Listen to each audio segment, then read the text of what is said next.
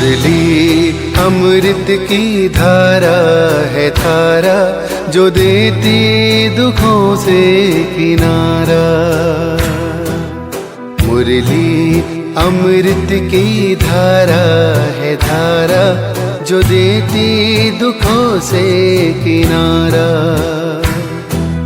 भूले जीवन में हो जाए शिव बाबा मुरली में समझाए। भूले जीवन में हो जाए। ओम शांति। 16 अप्रैल 2025 का महावाक्य है। मीठे बच्चे, अपनी अवस्था देखो। मेरी एक बात से ही दिल लगती है या किसी कर्म संबंधों से दिल लगी हुई है। प्रश्न है, अपना कल्याण करने के लिए किन 2 बातों का पोतामेल रोज देखना चाहिए? उत्तर है, योग और चलन का पोतामेल रोज देखो। चेक करो कोई डिससर्विस तो नहीं की। सदैव अपने दिल से पूछो, हम कितना बाप को याद करते हैं, अपना समय किस प्रकार सफल करते हैं, दूसरों को तो नहीं देखते हैं, किसी के नाम रूप से दिल तो नहीं लगी हुई है। गीत है मुखड़ा देख ले प्राणी। ओम शांति। यह किसने कहा? बेहद के बाप ने कहा, हे आत्माएं, प्राणी माना आत्मा। कहते हैं ना, आत्मा निकल गई यानी प्राण निकल गए। अब बाप सम्मुख बैठ समझाते हैं, हे आत्माएं, याद करो, सिर्फ इस जन्म को नहीं देखना है, परंतु जब से तुम तमो प्रधान बने हो तो सीढ़ी नीचे उतरते पतित बने हो, तो जरूर पाप किए होंगे। अब समझ की बात है, जितना जन्म जन्मांतर का पाप सिर पर रखा हुआ है, यह कैसे पता पड़े? अपने को देखना है, हमारा योग कितना लगता है। बाप के साथ जितना योग अच्छा लगेगा उतना विकर्म विनाश होंगे। बाबा ने कहा है, मेरे को याद करो तो गारंटी है तुम्हारे विकर्म विनाश होंगे। अपने दिल अंदर हर एक देखेंगे, हमारा बाप के साथ कितना योग रहता है। जितना हम योग लगाएंगे पवित्र बनेंगे, पाप कटते जाएंगे, योग बढ़ता जाएगा। पवित्र नहीं बनेंगे तो योग भी लगेगा नहीं। ऐसे भी कई है जो सारे दिन में 15 मिनट भी याद में नहीं रहते। अपने से पूछना चाहिए, मेरी दिल शिव बाबा से है या देहधारी से, कर्म संबंधियों आदि से है। माया तूफान में तो बच्चों को ही लाएगी ना। खुद भी समझ सकते हैं मेरी अवस्था कैसी है। शिव बाबा से दिल लगती है या कोई देहधारी से। कर्म संबंधों आदि से है तो समझा चाहिए कि हमारे विकर्म बहुत है, जो माया कट्ठे में डाल देगी। स्टूडेंट अंदर में समझ सकते हैं हम पास होंगे या नहीं, अच्छी रीति पढ़ते हैं या नहीं, नंबरवार तो होते हैं ना। आत्मा को अपना कल्याण करना है। बाप डायरेक्शन देते हैं, अगर तुम पुण्य आत्मा बन उच्च पद पाना चाहते हो तो उसमें पवित्रता है फर्स्ट। आए भी पवित्र, फिर जाना भी पवित्र बनकर है। पतित कभी उच्च पद पा न सके। सदैव अपने दिल से पूछना चाहिए, हम कितना बाप को याद करते हैं, हम क्या करते हैं।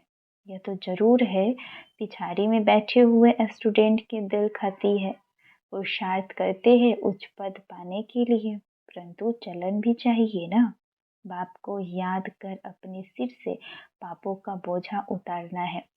पापों का बोझा सिवाय याद के हम उतार ही नहीं सकते। तो कितना बाप के साथ योग होना चाहिए। ऊंचे से ऊंच बाप आकर कहते हैं, मुझ बात को याद करो तो विकर्म विनाश होंगे।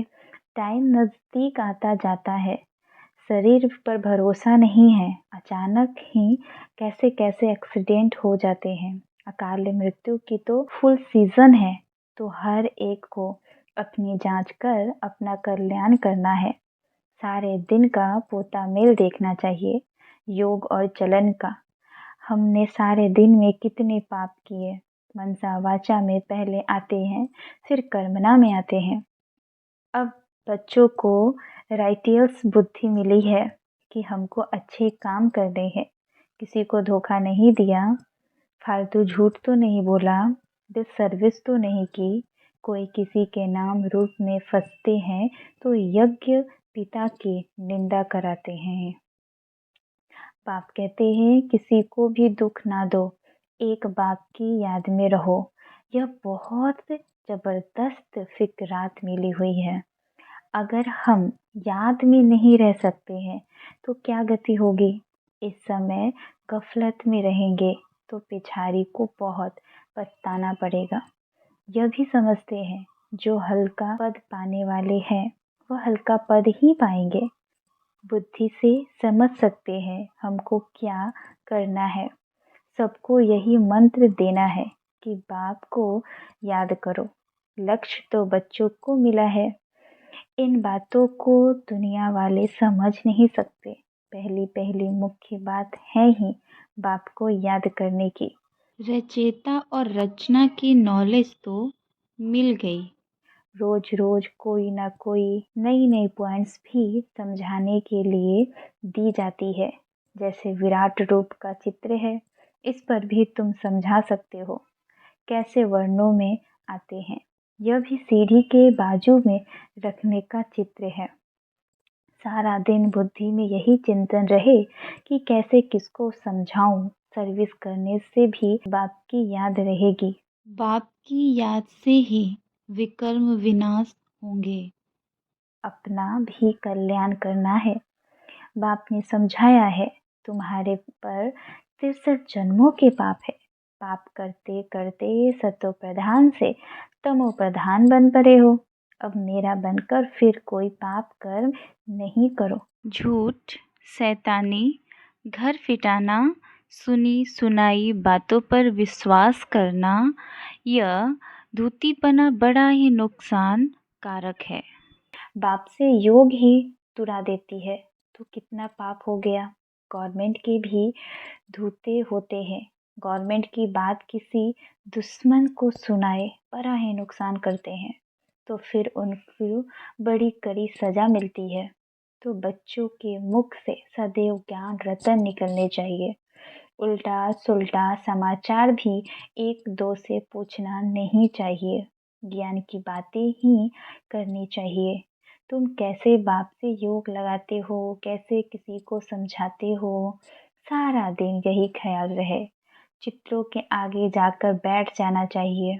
तुम्हारी बुद्धि में तो नॉलेज है ना।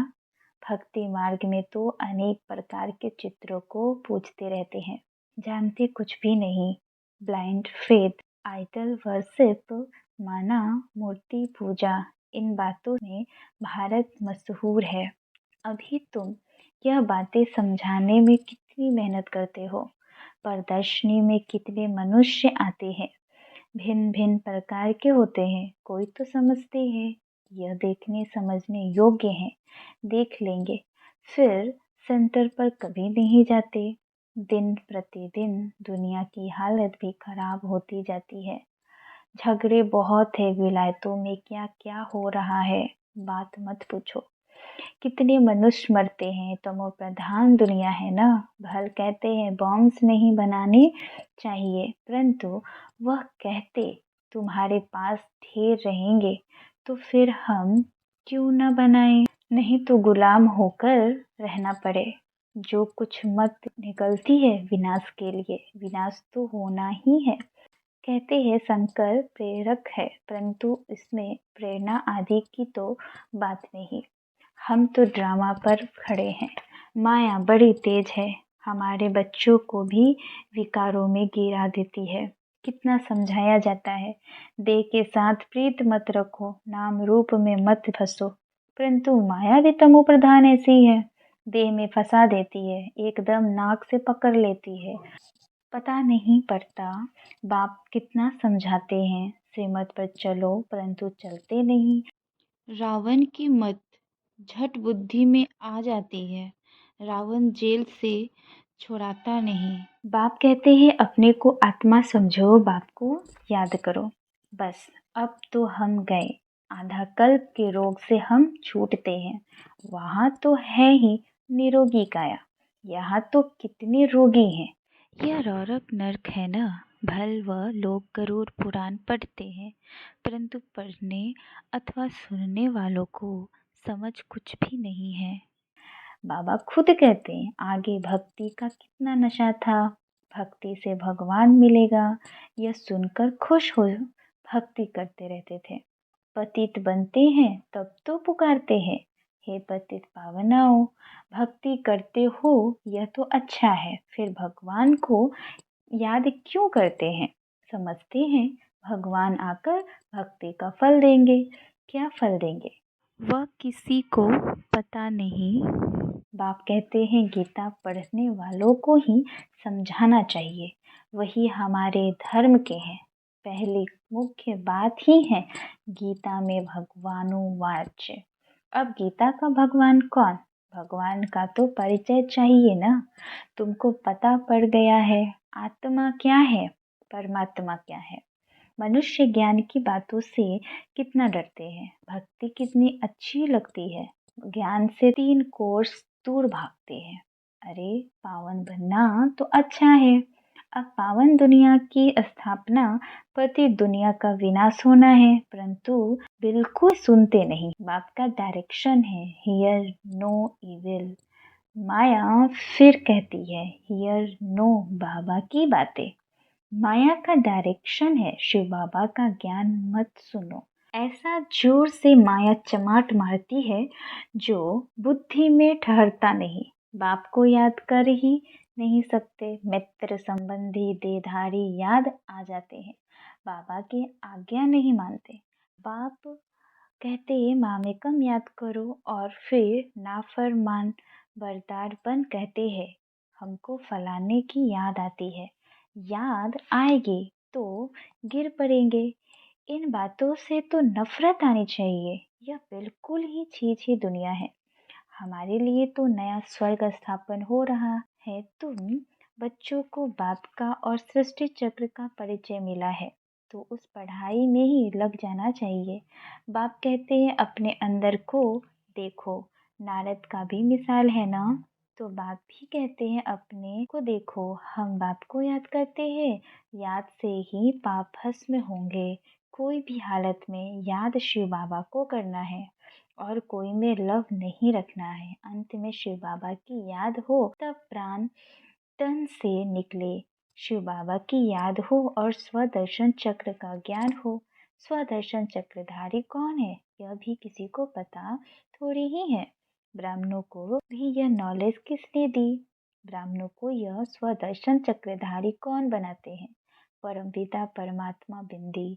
तो क्या वह भी स्वदर्शन चक्रधारी है। हाँ पहले तो वह है, नहीं तो हम ब्राह्मणों को कौन बनाए। सारी रचना के आदि मध्य अंत का नॉलेज उसमें है। तुम्हारी आत्मा भी बनती है, वह भी आत्मा है। भक्ति मार्ग में विष्णु को चक्रधारी बना दिया है। हम कहते हैं परमात्मा त्रिकालदर्शी त्रिमूर्ति त्रिनेत्री है, वह हमको स्वदर्शन चक्रधारी बनाते हैं। वह भी जरूर मनुष्य तन में आकर सुनाएंगे। रचना के आदि मध्य अंत का ज्ञान जरूर रचता ही सुनाएंगे ना। रचता का ही किसी को पता नहीं तो रचना का ज्ञान कहाँ से मिले। अभी तुम समझते हो शिव बाबा ही स्वदर्शन चक्रधारी है, ज्ञान का सागर है। वह जानते हैं हम कैसे इस 84 के चक्रों में आते हैं। खुद तो पुनर्जन्म लेते नहीं, उनको नॉलेज है जो हमको सुनाते हैं। तो पहले पहले तो शिव बाबा स्वदर्शन चक्रधारी ठहरा, तो शिव बाबा ही हमको स्वदर्शन चक्रधारी बनाते हैं, पावन बनाते हैं, क्योंकि पतित पावन वह है, रचता भी वह है। बाप बच्चे के जीवन को जानते हैं ना। शिव बाबा ब्रह्मा द्वारा स्थापना कराते हैं, करण करावनहार है ना। तुम भी सीखो सिखाओ, बाप पढ़ाते हैं फिर कहते हैं औरों को भी पढ़ाओ। तो शिव बाबा ही तुमको स्वदर्शन चक्रधारी बनाते हैं। कहते हैं मुझे सृष्टि चक्र का नॉलेज है, तब तो सुनाता हूँ। तो 84 जन्म कैसे लेते हो, यह 84 जन्मों की कहानी बुद्धि में रहनी चाहिए। यह बुद्धि में रहे तो भी चक्रवर्ती राजा बन सकते हैं। यह है ज्ञान। बाकी योग से ही पाप करते हैं। सारे दिन का पोता मेल निकालो, याद ही नहीं करेंगे तो पोता मेल भी क्या निकालेंगे। सारे दिन में क्या क्या किया यह तो याद रहता है ना। ऐसे भी मनुष्य हैं, अपना पोता मेल निकालते हैं। कितने शास्त्र पढ़े, कितने पुण्य किए, तुम तो कहेंगे कितना समय याद किया, कितना खुशी में आकर बाप का परिचय दिया। बाप द्वारा जो पॉइंट्स मिली है उनका घड़ी घड़ी मंथन करो। जो ज्ञान मिला है उसे बुद्धि में याद रखो। रोज मुरली पढ़ो, वो भी अब बहुत अच्छा है। मुरली में जो पॉइंट्स हैं उनको घड़ी घड़ी मंथन करना चाहिए। यहाँ रहने वालों से भी बाहर विलायत में रहने वाले जास्ती याद में रहते हैं। कितनी बांधेरियाँ हैं, बाबा को कभी देखा भी नहीं है, याद कितना करती है। नशा चढ़ा रहता है। घर बैठे साक्षात्कार होता है या अनायास सुनते सुनते निश्चय हो जाता है। तो बाप कहते हैं अंदर में अपनी जांच रखते रहो कि हम कितना उच्च पद पाएंगे। हमारी चलन कैसी है, कोई खान पान की लालच तो नहीं है, कोई आदत नहीं रखनी चाहिए। मूल्य बात है अभिविचारी याद में रहना। दिल से पूछो, हम किसी को याद करता हूँ, कितना समय दूसरों को याद करता हूँ। नॉलेज भी धारण करनी है, पाप भी काटने हैं। कोई कोई ने ऐसे पाप किए हैं जो बात मत पूछो। भगवान कहते हैं यह करो, परंतु कह देते हैं परवश है, अर्थात माया के वश है। अच्छा, माया के वश ही रहो।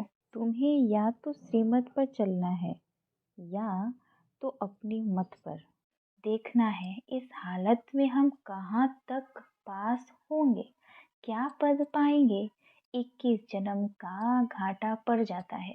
जब कर्मातीत अवस्था हो जाएगी तो फिर देह अभिमान का नाम नहीं रहेगा। इसलिए कहा जाता है देही अभिमानी बनो। अच्छा, मीठे मीठे सिकील थे बच्चों प्रति माता पिता बाप दादा का याद प्यार और गुड मॉर्निंग। रूहानी बाप की रूहानी बच्चों को नमस्ते। हम रूहानी बच्चों की रूहानी माता पिता बाप दादा को याद प्यार गुड मॉर्निंग और नमस्ते नमस्ते नमस्ते। धारणा की मुख्य सार है। पहले पॉइंट, कोई भी कर्तव्य ऐसा नहीं करना जिससे यज्ञ पिता की निंदा हो।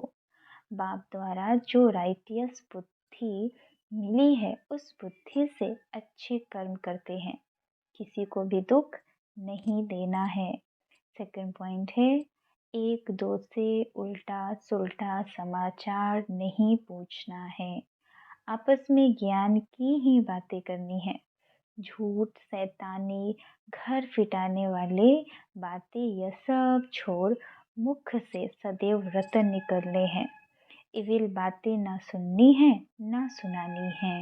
वरदान है 5 विकार रूपी दुश्मन को परिवर्तित कर सहयोगी बनाने वाले मायाजीत जगतजीत भक्त। स्पष्टीकरण है, विजयी दुश्मन का रूप परिवर्तन जरूर करता है। जो आप विकार रूपी दुश्मन को परिवर्तित कर सहयोगी सहरूप बना दो, जिससे वे सदा आपको सलाम करते रहेंगे। काम विकार को शुभ कामना के रूप में, क्रोध को रूहानी खुमारी के रूप में, लोभ को अनासक्त वृत्ति के रूप में, मोह को स्नेह के रूप में और देह अभिमान को स्वाभिमान के रूप में परिवर्तन कर दो तो माया जीत जगत जीत बन जाएंगे। स्लोगन, रियल गोल्ड में मेरापन ही अलाय है जो वैल्यू को कम कर देता है। इसलिए मेरेपन को समाप्त करो। अव्यक्ति सारे हैं, कंबाइंड रूप की स्मृति से सदा विजयी बनो। कभी कोई कार्य में या सेवा में जब अकेले अनुभव करते हो तब थक जाते हो, फिर 2 भुजा वालों को साथी बना लेते हो, 1000 भुजा वालों को भूल जाते हो। जब हजार भुजा वाला अपना परम धाम घर छोड़कर आपको साथ देने के लिए आया है तो उसे अपने साथ कंबाइंड क्यों नहीं रखते। सदा बुद्धि से कंबाइंड रहो तो सहयोग मिलता रहेगा। अच्छा, ओम शांति।